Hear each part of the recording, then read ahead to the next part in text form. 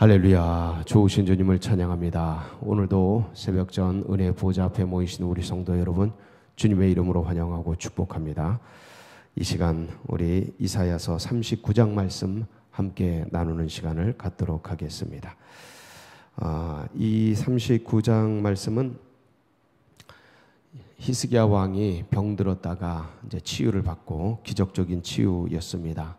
그래서 이 소식이, 기적 같은 치유의 소식이 온 사방에 전달이 되게 됩니다. 간증의 역사가 항상 소문이 나기 마련 아니겠습니까?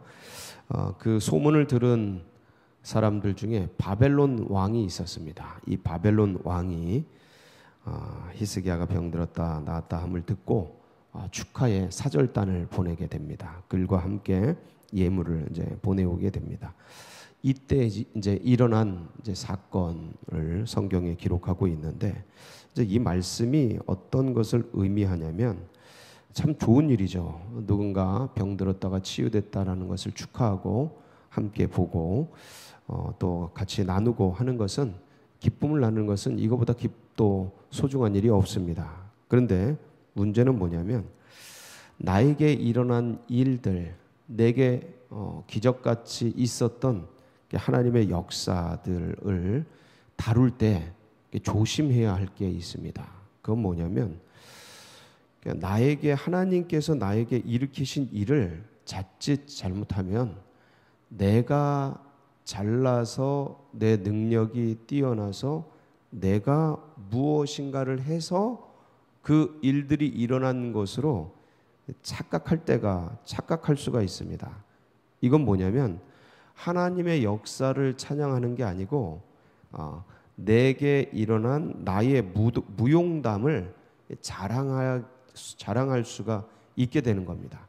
그러니까 이게 근본적으로 이 하나님의 역사를 나의 역사로 바꿔버리는, 변질시켜버리는 그런 우를 범하게 됩니다. 즉, 거기서 어떤 일이 일어나냐면, 하나님의 역사, 하나님께 감사, 하나님을 높이는, 주님을 찬양하는 데에서 어떻게 변질이 되냐면, 내 마음이 교만해지고 내 마음이 오만해지고 내 마음이 높아지는 그러한 죄와 실수를 범하게 되지요. 그럼 그렇게 되면 무슨 일이 생기냐면, 허점이 생기고 그 허점을 통해서 빈틈이 생기는 거예요. 내 마음에. 내 마음이 내가 가지고 있는 내 신앙과 내가 가지고 있는 것보다 높아져 버리니까 이 높아진 것만큼 빈 공간이 생기는 겁니다. 한마디로 영적 거품이 생겨버리죠. 그 거품 사이로 원수마귀 사단이 침투합니다. 인간이 가지고 있는 병이 왜 옵니까? 내가 가지고 있는 면역력보다 더 센 것들이 들어와서 그래요. 그 빈틈으로 내 면역력이 약해진 틈을 통해서 빈틈으로 병원균이 들어와서 병이 생기는 겁니다. 그러니까 우리의 영적인 면역력이 있어요. 그런 적군을 소멸하는 백혈구가 있단 말이죠. 이런 것들이 기능이 약해질 때가 있는 거예요. 그때 그 빈틈으로 영적인 원수마귀 사단의 병원균이 들어오게 되는 겁니다. 그러면 뭐에 걸리냐면 병에 걸리는 거예요.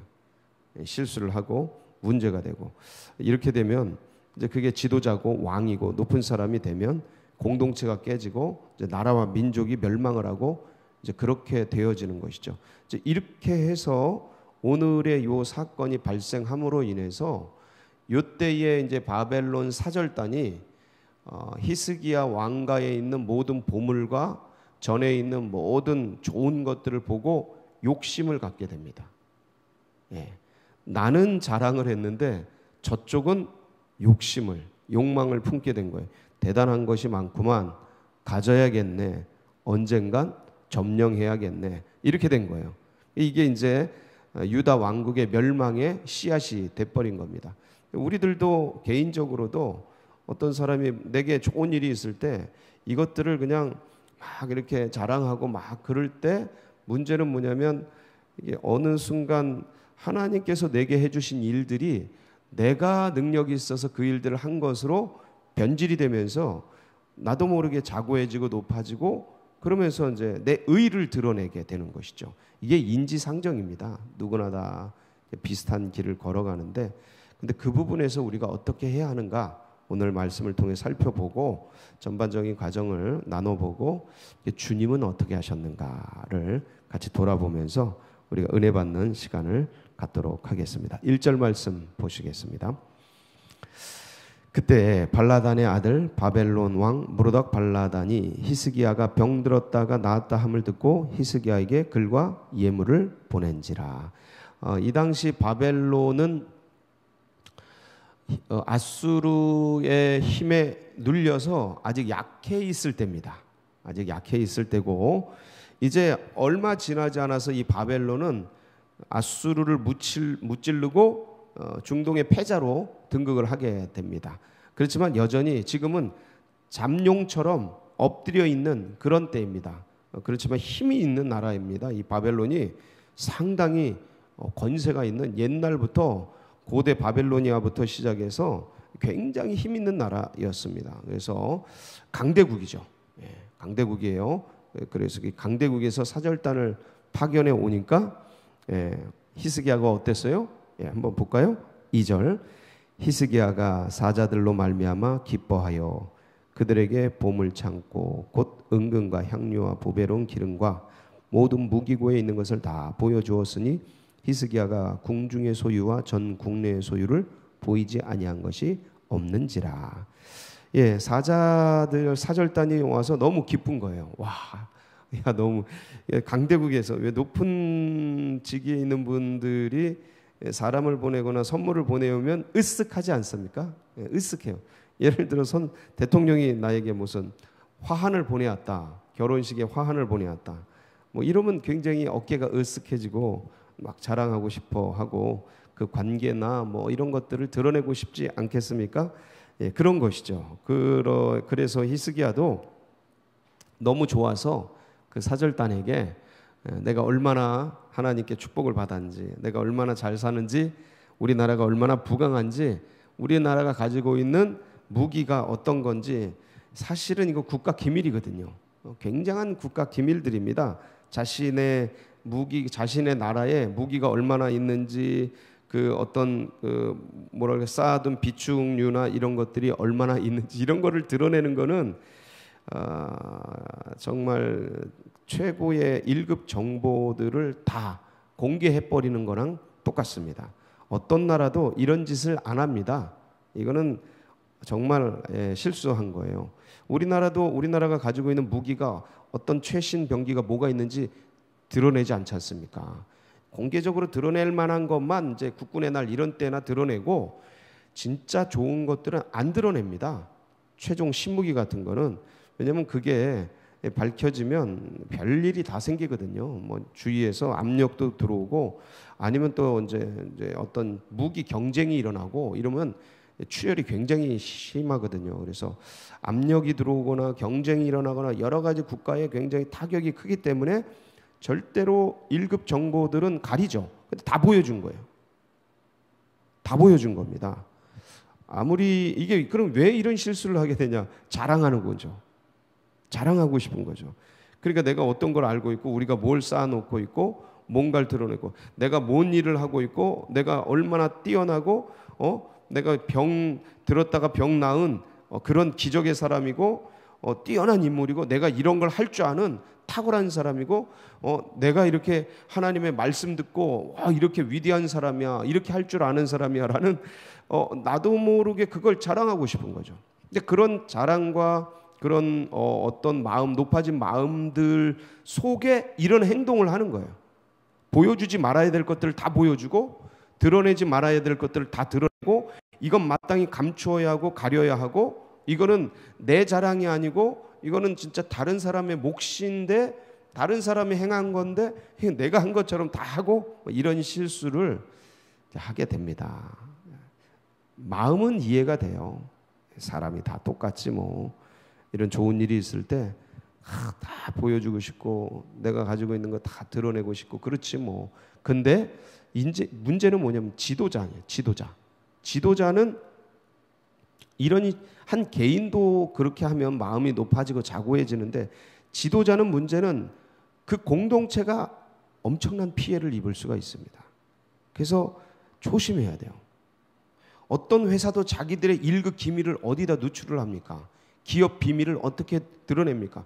근데 사절 다녀왔다고 자기가 가지고 있는 세일즈의 노하우, 이런 영업의 노하우 다 까발리고 어떤 관계가 있는지 다 알려주고 그러면 그 큰일 나는 거 아닙니까? 영업 기밀인데. 그 영업 망하는 거잖아요. 식당에 있는 그 음식 만드는 레시피 이런 거 다 알려주면 어떻게 됩니까? 그 식당 망하는 거죠. 거기 왜 갑니까? 더 좋게 만들면, 그 알고 있는 사람이 더 좋게 만들면 글로 다 가죠. 망하는 거거든요. 바로 그겁니다. 기분 좋다고 다 알릴 게 아니고 감사하고 고맙고 같이 기뻐하고 즐거워하는 건 no problem, 문제가 없습니다. 근데 문제는 뭐냐면 이렇게 드러내지 말아야 될 것들도 드러내게 되는 그런 실수를 했더라. 이게 이제 이사야에게 전달이 됩니다. 이들이 왔고 히스기야가 이런 일을 했다. 하여간 사절단이 왔다는 얘기를 듣고 이사야가 이거 참 안 좋은 때 왔구나 하고 히스기야에게 찾아가죠. 3절 볼까요? 이에 선지자 이사야가 히스기야 왕에게 나와 묻되 그 사람들이 무슨 말을 하였으며 어디서 왕에게 왔나이까 하니 히스기야가 이르되 그들이 원방 곧 바벨론에서 내게 왔나이다 하니라.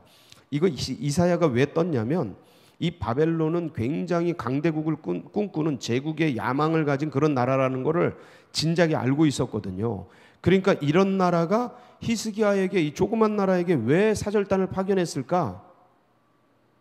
금방 아는 거죠. 큰 꿈을 꾸고 있구나. 이 나라가 큰 꿈을 꾸고 있구나. 이 중동의 패자의 꿈을 꾸고 있구나. 제국의 꿈을 꾸고 있구나. 그 야망을 알고 있는 이사야가 이제 이들이 했던 행동이 무엇인지를 알기 위해서 찾아온 겁니다. 이사야는 이미 알고 있었어요. 바벨론이 제국의 꿈을 꾸고 있다라는 것을. 그러니까 4절 이사야가 이르되 그들이 왕의 궁전에서 무엇을 보았나이까 하니 히스기야가 대답하되 그들이 내 궁전에 있는 것을 다 보았나이다. 내 창고에 있는 것으로 보이지 아니한 보물이 하나도 없나이다 하니라. 다 본 거예요. 그러니까 뭐 이게 쫙 촬영 다 한 거죠. 그들은 바벨론에 있는 사람들은, 사절단들은 쫙 촬영을 다 한 거예요. 기밀들을 다 그냥 모든 정보들을 그냥 앉아서 보여주는 대로 다 본 거예요. 이 땡큐죠 뭐. 그 바벨론 입장에서는 땡큐인 거예요. 그러니까 5절 이사야가 히스기야에게 이르되 왕은 만군의 여호와의 말씀을 들으소서. 이게 하나님의 말씀인 거예요. 6절 보라 날이 이르리니, 이 날이 뭐냐면 BC 586년입니다. 남유다의 멸망, 바벨론에 의해서 멸망당하는 날. 네 집에 있는 모든 소유와 네 조상들이 오늘까지 쌓아둔 것이 모두 바벨론으로 옮긴 바 되고 남을 것이 없으리라. 여호와의 말씀이니라. 또 내게서 태어날 자손 중에서 몇이 사로잡혀 바벨론 왕궁의 환관이 되리라 하셨나이다 하니. 모든 거 다 뺏기고 포로가 되고 환관이 되고, 이거 아주 그냥. 그래서 자, 문제는 히스기야의 상태가 어떠냐면 이제 바벨론 왕의 사절단을 보내고 너무 기분이 좋아 있고 막 흥분돼 있는 상태에서 이사야가 딱 왔어요. 그러니까 이사야가 이런 저주의 말을 예언을 하니까 히스기야가 전에는 네가 죽으리라, 유언하라 이런 말을 남겼을 때 어떻게 했어요? 바로 면벽하면서 하나님 앞에 통곡하면서 하나님 내가 진실과 의롭게 주님께 행했던 것을 기억하옵소서 하면서 간절하게 통곡하며 기도했었지 않습니까? 근데 지금 보세요. 8절 히스기야가 왕에게 이르되 당신이 이른바 여호와의 말씀이 좋소이다 하고 또 이르되 내 생전에는 평안과 견고함이 있으리로다 하니라. 여러분 어떤 게 느껴지세요? 그래 그 말씀 그렇게 알겠습니다. 내 때 괜찮으면 큰 문제 없죠 뭐. 요겁니다. 요거 나 때 괜찮으면 큰 문제 없습니다. 됐어요. 그만하시죠. 요 얘기예요. 이거 뭡니까? 완전 마음이 달라진 거죠. 마음이 달라진 거예요. 그러니까 적군에게는 환대를 하고 오히려 자기를 살려준 선지자에게는 이런 식으로 얘기를 하는 거예요. 그러니까 야, 내 생전에 평안과 견고함이 있으면 괜찮다. 문제 없다. 내 뒤에 자손들이 나라가 어떻게 되든 그거 문제 삼지 않겠다. 라고, 아니 이 마음이 어떻게 이렇게 금방 됐냐 라는 것이죠. 왜 이렇게 됐을까요? 마음이 높아진 거예요. 그러니까 볼 것을 못 보고, 보지 말아야 될 것들을 보고, 꼭 해야 될 일을 하지 못하고 하지 않아야 될 일을 하는, 이게 구별력이래요. 분별력. 이게 거룩이 뭐냐면 구별되다라는 뜻입니다. 그러니까 지혜가 뭐냐면 거룩해지는 거예요. 구별하는 거예요. 분별하는 거예요. 근데 그 부분이 사라진 거예요. 그게 왜 사라지냐? 교만이 그 거룩, 분별, 지혜를 덮어버리는 겁니다. 그러니까 마음의 교만은 왜 오냐? 긴장감이 사라지면 사라지는 거예요. 영적인 레이더, 영적인 긴장감이 사라지면 없어지는 겁니다. 그러니까 깨어라 근신하라. 우는 사자같이 마귀가 너희를 삼킬 자를 찾느니라. 그러니까 그런 어떤 원수마귀 사단에 대한 그런 것들에 대해서 긴장감이 사라지고 주님을 바라보는 이 집중력이 흐트러질 때 그 틈새로 이런 것들이 이제 밀려 들어오는 것이죠. 그래서 여러분 이뿐만 아닙니다. 이게 이제 히스기야뿐만 아니라 엘리야 기억하시죠? 엘리야가 850대 1의 갈멜산 전투에서 승리를 합니다. 왕 앞에서. 근데 그때 이세벨 여왕이 이 왕비죠. 이 엘리야가 네가 다음 날까지 살아 있으면 내가 1000벌을 받겠다. 그러면서 이 엘리야를 죽인다는 그 어떤 협박문을 보냅니다. 그걸 듣고 엘리야가 어떻게 됩니까? 바들바들 떨죠. 그 열왕기상 19장 1절에서 4절인데 이거 한번 보시겠습니다. 시작.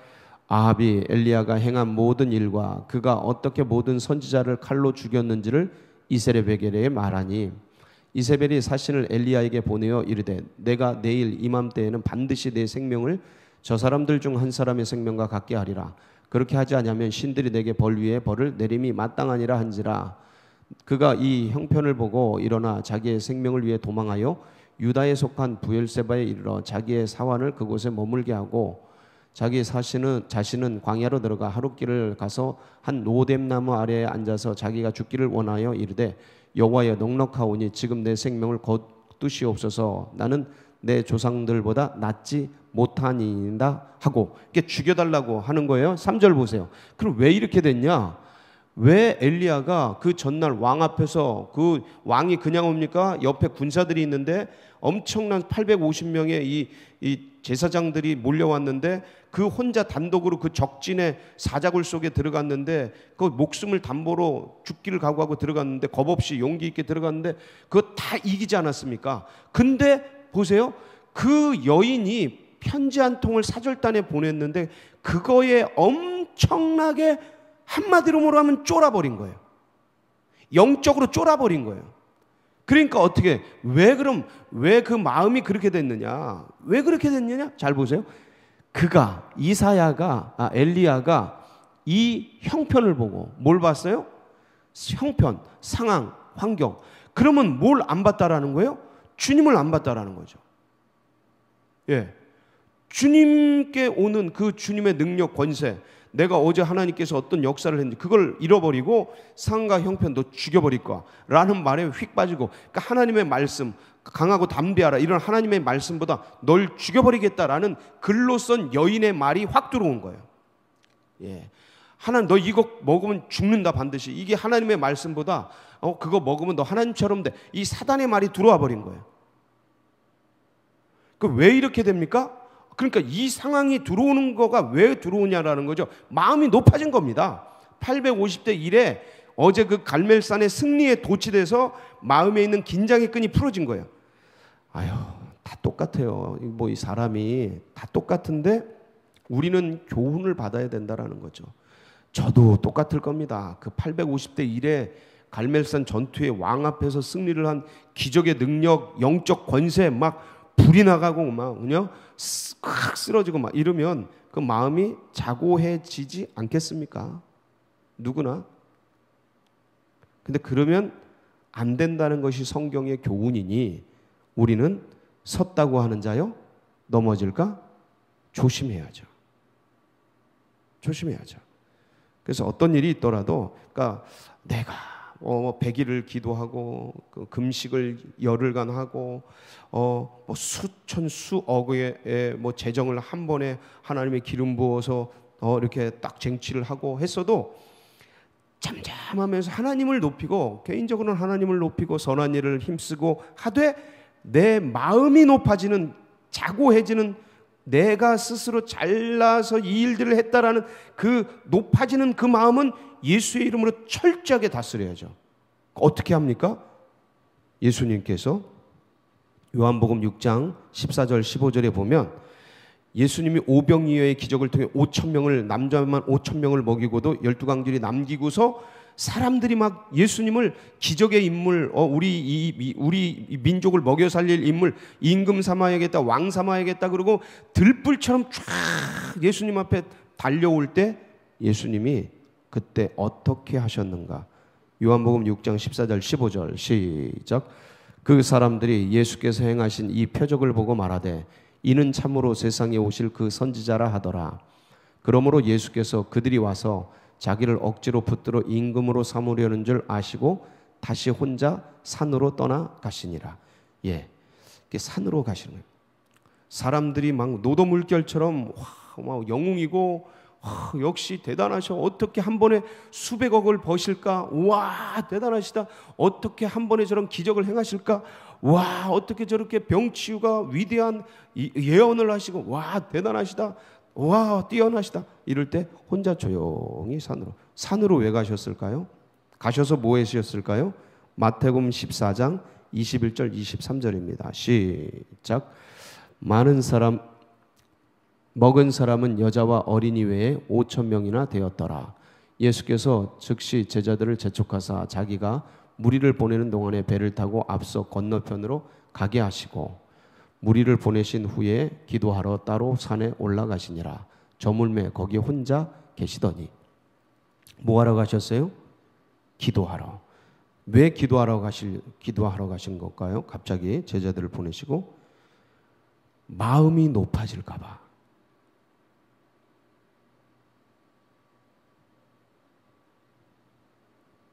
마음이 높아질까 봐.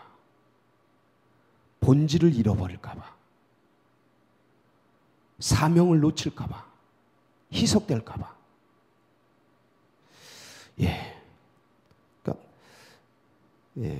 정말 그 귀한 본을 이렇게 주님께서 보여주셨죠. 그래서 우리가 이런 히스기야, 엘리야 위대한 분들 아닙니까? 다윗 이런 위대한 분들이에요. 비교가 안 되죠.